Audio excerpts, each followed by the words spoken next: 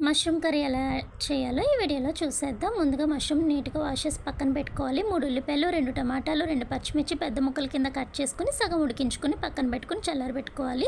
ఇప్పుడు అదే ప్యాన్‌లో ఆయిల్ వేసుకొని శుభ్రం చేసుకున్న మష్రూమ్‌ని కూడా అందులో యాడ్ చేసుకొని అందులో ఉన్న నీళ్ళంతా ఇంకిపోయే వరకు ఉడికించుకోవాలి.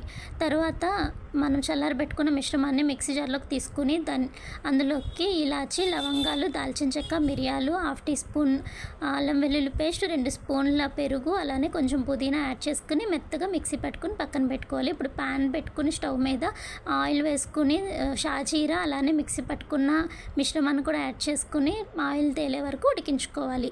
ఇది బాగా ఉడికిన తర్వాత అందులోకి ఉప్పు, కారం, పసుపు, జీలకర్ర పొడి, ధనియాల పొడి యాడ్ చేసుకుని ఒక 2 నిమిషాలు ఉడికించుకోవాలి. ఇది కూడా బాగా ఉడికిన తర్వాత మనం ఉడికించి పెట్టుకున్న మష్రూమ్ని కూడా ఇందులో యాడ్ చేసుకుని ఆయిల్ తేలే వరకు ఉడికించుకుని కొత్తిమీరతో గార్నిష్ చేసుకుంటే యమ్మీ టేస్టీ కర్రీ